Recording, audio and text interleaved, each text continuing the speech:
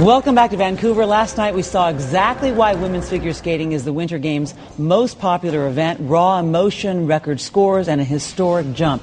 And that was only in the short program. We've got today's special correspondent, Kristi Yamaguchi, who won gold in 1992, and Scott Hamilton, who did it in 1984, joining us this morning. Good morning to both of you. I called her Olympic gold performance. That was my first Olympics as a broadcaster, so that was very exciting.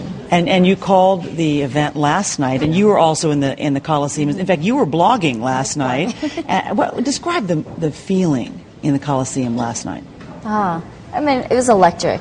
It was, I think, everyone is ready for it to finally get underway, the ladies' event, and anticipation to see the top contenders, how they would hold up under the pressure. And wow, Yuna Kim from South Korea did not disappoint from that first move. The look, yeah, that look. As soon as our music started, it was like, wow, okay, let's sit back. She was under immense pressure, and she didn't disappoint, and she scored, what, a 78.50. It's a world record in the short program. Scott, just how impressive is she? You know, as great as it is on TV, you've got to see it live to really, truly understand how special she is. She flies across the ice.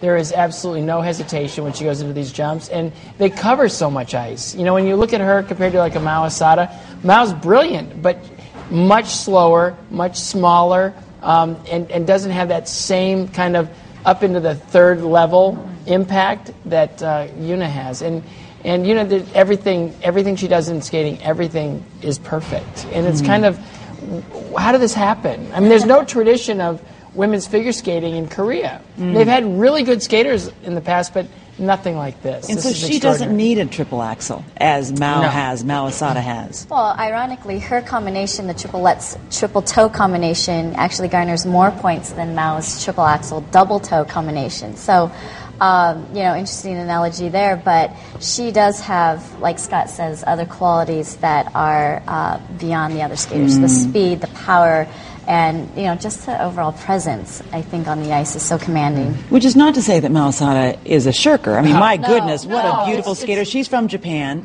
and she's got to be thinking about her strategy this morning after what happened last night, barring a mistake, right? You're laughing at me. No, it's like your strategy. She's the only woman in the world that does triple axel, right? And she's going to probably put two of them in a long program, and it probably won't be enough. Because the way that Yuna sets up her program is a beautiful triple axel. That was just gorgeous. But, you know, again, it doesn't have that same speed and the same flow across the ice.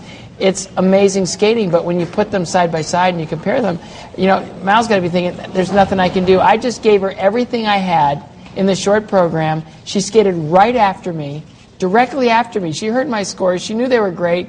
And she threw it down and beat me by 4.5 points. Not fair. No, that's not right. And they're both so good, and they've had such a long rivalry. But when it's back to back like that, it's really obvious, especially when you're in the building. We've got to get to the Americans because we've got two